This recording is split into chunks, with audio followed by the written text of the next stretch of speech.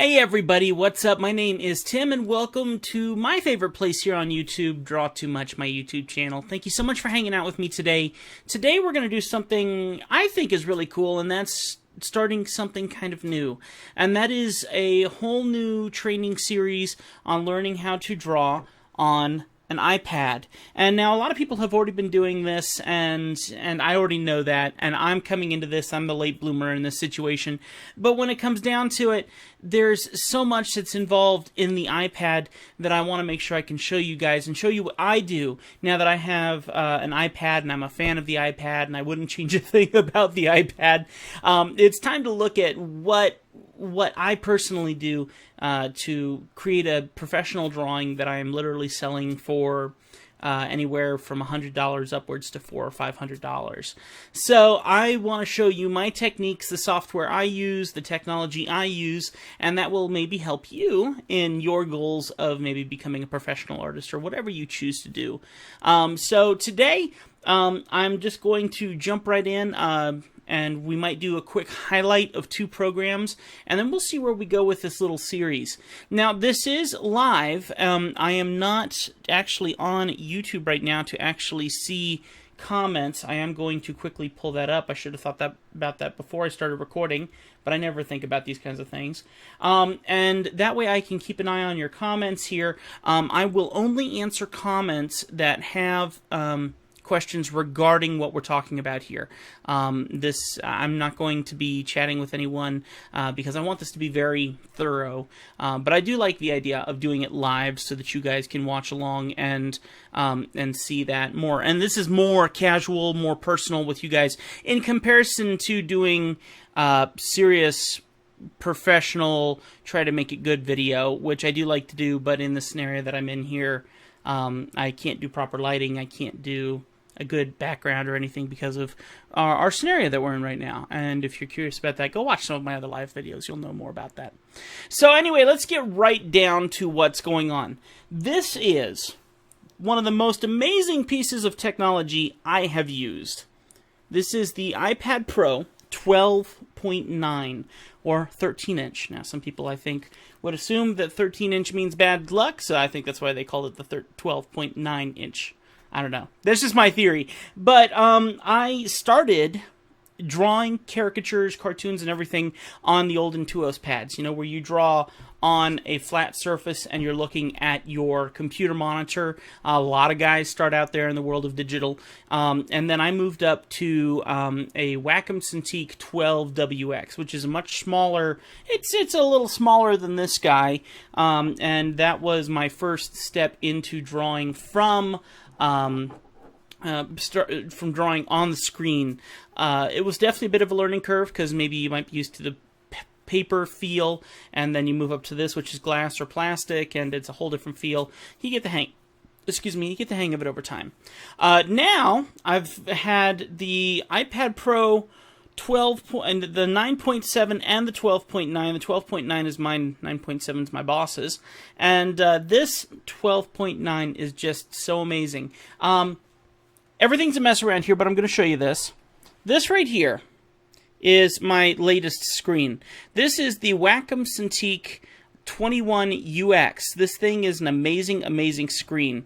Love this screen. Wonderful to draw on. I would tell everyone to get this until I got an iPad. And now that I have my iPad, this thing's feeling majorly abused. I haven't used it since I've gotten my iPad. Now, my original complaint about the iPad is that you can't use programs like Adobe on it, but thankfully there are some nice, balanced programs that work somewhat reasonably well in comparison to some of the programs I use on my computer. That's what we're going to talk about today, and that's what I'm excited to get involved in with you, and that was a very long intro. I apologize. So let's go ahead and jump in. Two programs that we're going to look at today are the first two that you see here, Procreate and Sketchbook Pro. Okay, now, both of them, well, Procreate, you buy it once, you have everything. Sketchbook, you are paying yearly to have that, and I think it's like $25 yearly to have Sketchbook. Now, Sketchbook did also just release a new update that makes it really reasonable, and also makes me wonder if maybe I shouldn't move in that direction to start drawing more in Sketchbook. But I'm going to show you the kind of pros and cons that I personally have felt as I've gone through things, but we're going to start by jumping into Procreate, okay? And I'm planning on making this a multi-video series, and I may record it all today, or who knows. But in any case, just bear along with me. Please remember to feel free to ask questions in the live chat, and when you see those in there, I'll notice them hopefully within a few minutes. If it's something I can answer, I'm going to answer it. If not, we'll make a video another time about this, okay? By the way, special thanks to all my patrons who've been very patient with me. I'm going to talk about a whole bunch of stuff, and I'm going to try and get to some of your questions through some of these series as well. This is what you get into when you first open up Procreate. Now, they've already applied a couple images that will completely inspire you in the world of drawing, because there are some amazing artists who've worked in Procreate, and just amazing, beautiful work, I would say. So it's truly showing the potential of what you can do in this program, whether it's simple blob art or whether it's serious portraiture. I'm going to show you a few of my pieces here really quick as well. I've done quite a few, and nice thing is you can group all these in different folders. So right here, I have my more classic pieces where I've done my black and white sketch art, which is a lot of fun on Procreate. And they have very nice pencil tools that really give it a very realistic feel. But then also, I personally love digital style. I love it to look very, very computer generated, and that's where this program also steps up. A lot of programs, I feel, try to be realistic to a fault, and they don't give you things like truly solid vector lines that make things look really, really, really clean. So I love the benefit of having the ability to create my own brushes and make them to the structure that I would prefer to make them. There's also a lot of opportunities in Procreate to make this your own program. Something that I've done more recently is I've changed this screen to be dark here, because I work oftentimes in bed while my wife is asleep or whatever, but I can easily come in here and make this a light user interface, which I'm more used to doing. But you can see lots of opportunities when it comes to artwork here. I've done quite a few pieces in here. These are all paid commissions that I've done for my clients, and you can see that they're very advanced pieces. There's a lot of detail that goes into these, and once you learn the software, the sky is quite literally the limit. There is a lot of potential in this program, and you can go really, really far, and you can get really good detail. One of the things that I look for in a drawing program that I think is extremely important to me is the idea of having a large canvas. I want to give my client high definition pictures, okay? When I'm done drawing this, first off, it makes drawing a lot easier when I have high definition canvases. But then secondly, when I send that client the artwork, I want that artwork to be big enough for them to blow it up huge. And when I think huge, I think I like to have at least 40 to 50 inches for them to print. So if they want to make a print this big or this big, they can do that with this artwork. So when I open up a program for the first time, and when I got my first iPad, I downloaded every single drawing app I could find. I paid the money out for them. I walked into my boss, because it's all linked to his account, and I gave him like $50 and said, okay, I kind of bought out the store. I apologize, you know? And then, so I got to mess with it on the little iPad, and then when I got this one, I knew exactly what I wanted on this iPad. Excuse me, I hope you don't mind. I'm going to crack open a Diet Coke here, because apparently I'm already losing my voice a little. It's been a little while since I've done this. Anyway, high definition canvases. So, one of the things that's really, really important to me is that high definition canvas, but also something else, something called a DPI or a PPI. A DPI or PPI is really hard to explain, but it basically stands for dots per square inch or pixels per square inch. And the DPI and PPI play a very, very important role in two factors. One, how easy it is to draw on your surface. And then secondly, how it looks in the final print once all is said and done. My goal is to find a program that lets me draw in a high DPI with a high resolution canvas. Good thing to tell you, even if none of this makes sense, is that actually this program does that. I'm going to start a fresh new canvas, and I'm going to show you that here right away. So let's go ahead and do that. Anyway, I think I've shown off enough artwork for you guys. You guys seen enough? Let's go ahead and get in with starting a new canvas. Here's one I'm doing, actually, of Patrick Stewart. I'm trying to draw him up. We'll see if that actually turns out, or if I throw that one away. Let's go ahead and open up a brand new canvas. You can see here it gives you a selection of options, but you can also create a new canvas. The two bottom ones here, 40,000 by 3,000, and then 3,000 by 4,000. Those are my vertical and horizontal canvases that I choose to use. Basically, at this scale, at 100 DPI, and this is probably not going to make sense. I believe I've done a couple videos on DPI and PPI, and if you want to look those up, you can. But at 100 DPI, this image can be printed at 40 inches by 30 inches. Or vice versa, 30 inches by 40 inches, depending on if it's horizontal or vertical. So that's a pretty big canvas. Now, truth be told, when your DPI is higher, that means you can blow it up even more. I tried to print at a DPI of 600, which means that this can be multiplied by 6. So 40 by 30 inches means that you can go upwards of 6 times that amount. That's a humongous canvas. That's a big, big whopping print. And not only that, it allows you the opportunity to really see things in a major, major scale. Truth be told, though, you're printing that big, mistakes are going to be easily seen. Just keep that in mind when you're deciding to draw on that scale. Let's make a new canvas. I'm going to say new canvas, and we can see here that these are the options. Now, there's an important thing that's going to play a role. If you look right above the number pad, you're going to see maximum layers. Now, I've learned, depending on what iPad you have, is going to play a role on how many layers you're able to have within your canvas. This iPad is the 256 gigabyte iPad Pro, and apparently that plays a positive effect because I can blow this up really big and have about 21 layers by the time I'm done. With the iPad 9.7 inch, I only got about 12 layers, which really stank. You got to learn to kind of work tight, if you know what I mean, and you have to decide when it's time to take layers and mesh them together. And I'm a very uncertain person. I want the ability to edit a lot of things when I'm working on artwork, and so having the ability of having as many layers as possible is a big win for me. I also do every single color in my artwork as a separate layer. So if I have a very detailed piece, I want lots and lots of layers. So let me show you what happens here. If I do 4,000 by 3,000 at 600 DPI, I have, according to this,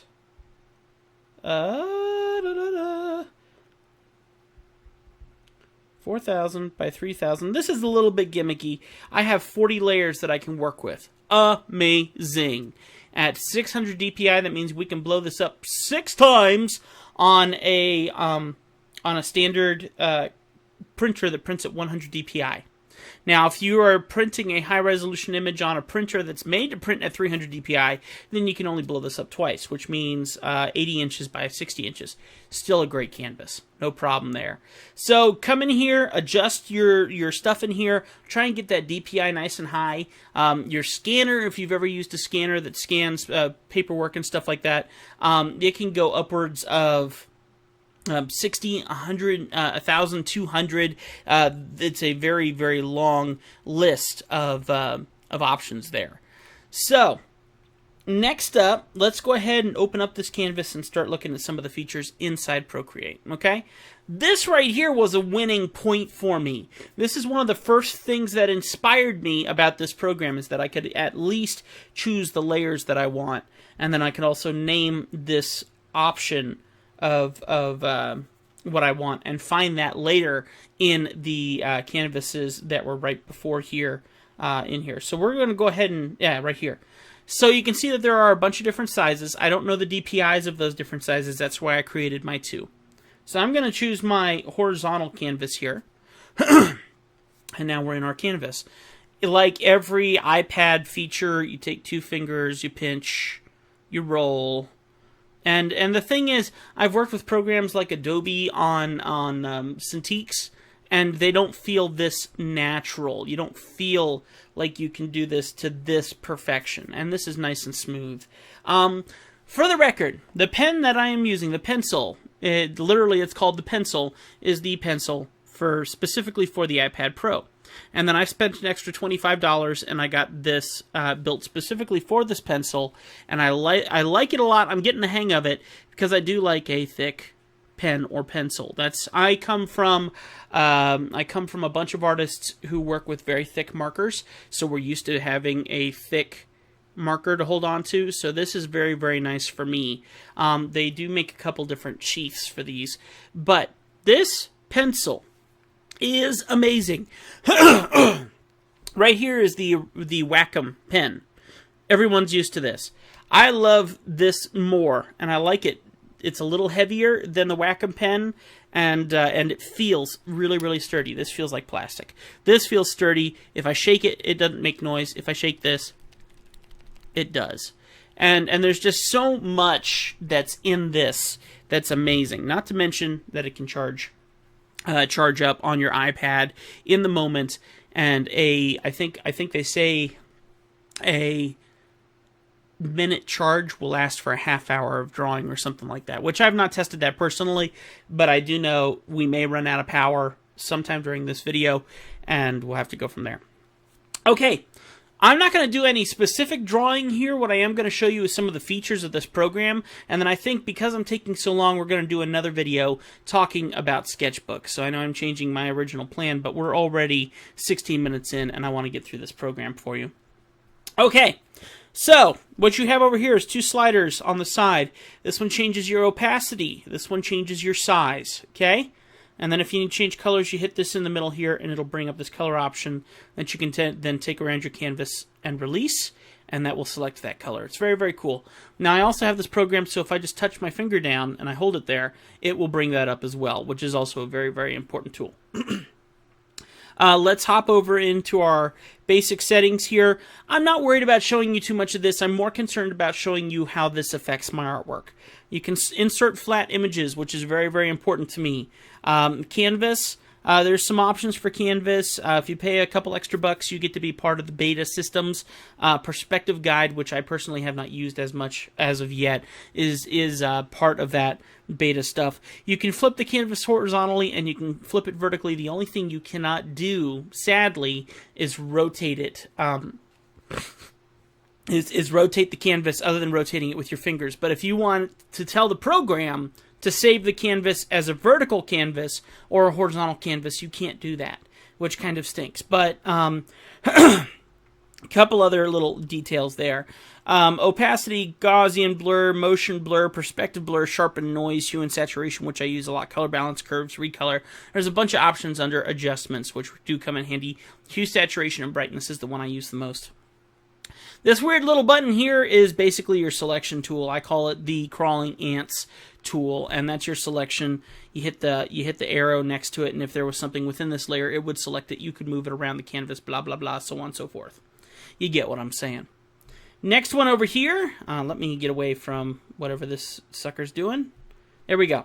Is your pencil. Now all your brushes are stored in here. If I just hit my back button, you can see that there are quite a few options just for pencils, for inks, for airbrushing, for painting, for more artistic painting, for textures, abstracts, charcoals, elements, spray paints, touch-ups, retros, luminance, industrious, organic, water, and you can set up your own set.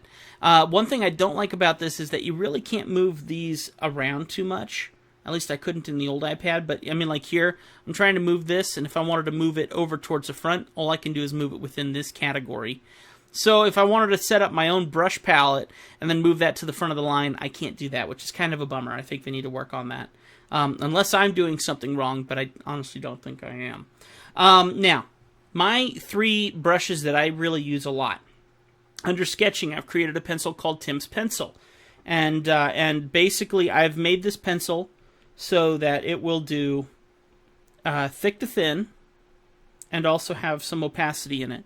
And if I change the size, thick to thin, and have the opacity. I really like this brush because when I'm doing my birds or whatever, the stuff that you saw, it's more realistic.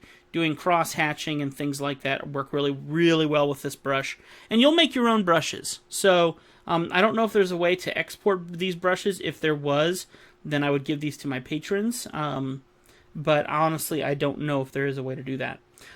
Secondly, in inking, I've created quite a few different options here. Technical pen is the one that comes in the program. I do use it quite a bit. Tim's ink pen just has some very different, some different little settings. My dagger stroke that I created is a very, very important pen to me because that helps me from my thick to thins when I'm doing things that need to be a bit more vector. And I find that to be very, very useful because it always is going to have this nice tip right at the beginning of the artwork if you work from a thick to thin structure, which is really, really going to help with some of the artwork that I like to do. If you're a vector artist, that's very, very helpful. And then finally, Tim's Film Marker and Tim's Film Marker No Stab. Basically what that means is stabilization. Yes, this program has stabilization, which is amazing. This is one of the best things about this software. I would probably be in Sketchbook more if the stabilization system was up to par with this. But at the same time, this stabilization software does a really, really, really, really, really great job. You can adjust where that stabilization is right here on this thing called Streamline, and set second option down right here. If you change that, you can do some pretty serious stuff. I can get this nice smooth line, and you can see it feels like you're kind of pulling a string around. Well, it's trying to make sure that that thing behaves itself, and it does a very, very good job. It feels very natural. And then if I turn off Streamline and I do this again, you can see it's scribbly, scrapey, and all that stuff. I really, really, really like my stuff to be really smooth. So I turn on Streamline, and honestly, I turn it on max in this program. If you've watched any of my previous tutorials, I draw also in Clip Studio, which is on my computer. And when it comes down to that software on my computer, quite honestly, first off, this is better because, yes, I can take it anywhere I want. But then secondly, I apologize for the chat box in there. There we go. But secondly, also, where was I? I'm sorry, that was a client. And now I got to get my head back in the game. Hang on. It's coming to me. Where was I? I don't know. Okay. Anyway, stabilization. Oh, yes, thank you. Clip Studio Paint Pro is the software I use now. Obviously, this is much more easy to carry around and draw on. And Clip Studio Paint Pro is amazing if you need software for your computer. I strongly advise it. It's a good price, too. And it also has stabilization settings, and I would use those constantly. I loved them. Now, let's keep moving forward. Airbrush. I have a couple different airbrushes that I have set up here that work really well. The blending tool in this program is reasonable. It ain't grand. I personally think that Sketchbook does a better job with this, but you can see here that it will blend fairly decently well once you learn how to do it. I do think that Sketchbook has a slightly better flow for it, but this is not too terrible, not too shabby. And maybe I just haven't set my brushes right. Something I found when I started working with these programs is that, quite honestly, just learning how to build your brushes helps you like the program more. If you don't like the brushes, you're not going to like the program. So if you can learn that you can create your own brushes, that's really going to help out. Okay? And then secondly, let's see what else we got going on here. Hang on just a sec. Let me check something. Someone is saying that there is no audio, which would really tick me off. So let me hop over here and check on this real quick. Yeah, we got audio. It's good. So something's up on their end. Okay. Anyway, I'm sorry about that, guys. Like I said, we are doing this live so people can share with us. I'll show you Sketchbook Pro in our next video. But for right now, when it comes to this program is really, really excellent. And if you can build stuff to work for you, then you're going to do great. Okay? It just depends on what you're building for you. Next up, and of course, under the blending options, you can choose what you want for those blending options. There's tons of options in here that are going to help you, whether you want to blend with a harder tip tool or a softer tip, feathered tip tool, you're going to be great there. Next up is your eraser. You can do the exact same thing. You want hard, soft, feathered, whatever. You can select what you want to use for your eraser. All the same brushes that work for painting also work for erasing. Pretty cool. Finally, our layers panel, you can add as many layers as you want in here. A beautiful thing about this program is it also does work in alpha, if you will, also known as transparency lock, also known as pixel lock, also known as so many different names for so many different programs. The long story short is if you paint something within a layer and you only want to affect that layer's colors, you take 2 fingers, put it on the layer, and swipe to the right. Once you do that, you can see the little squares there. That means that everything in that layer you can paint, and it will paint nothing else. It's very, very cool. It's a necessary tool for me. I need it. If you want to group layers together, this program does group layers together. You can select as many layers as you want with 1 finger swiping to the right, and then hit the 3 little lines on the top of the layers panel, and it puts them all in a group. If you want to delete anything, swipe to the left, hit delete. You can swipe to the left and duplicate if you want, and swipe to the left and lock a layer if you want as well, which I never really use lock. Something else that's also beneficial is that you can group all the layers. So if you have a bunch of layers and you want to group them together really quick, take 2 fingers, pinch on the outer layers, and throw it inward. To do that, just grab 2 and throw inward, and it will group all those layers together in one layer. Very, very nice. Something that really bugs me about most programs is that if I draw several different images, so here's something here, and then on another layer, something here, and then on another layer, something here, and this is another big win for the program here.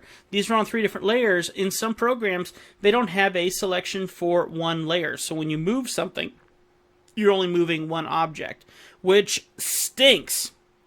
Terrible. I hate that. I want to move all my layers at one given time.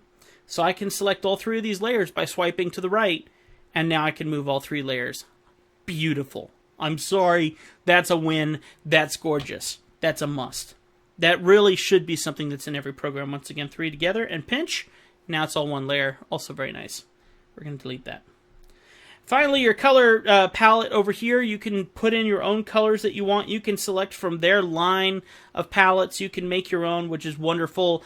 There's also, I like this setup here, but I can also go into my settings here and change my preferences to change my classic color picker to their new color picker, and that gives you more of that kind of an option. Also nice, but I'm an old classic kind of guy, so I keep my color picker pretty simple. And this is, like I said, you can set up your own palette. This is really great if you're doing caricatures on the fly at another event or something like that. Really, really, really useful. So that is the general ideas of this program. If you have any questions, leave them in the comments below. Would love to do this for you guys and answer some of the questions that you may have about this program. So if you have any questions about Procreate, just go on down below, leave a comment down there, and get some information in there.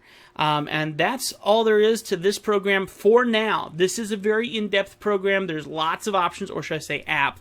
There's lots of wonderful options here to make sure that this works more for you, and we will look into this stuff as we get deeper into this artwork.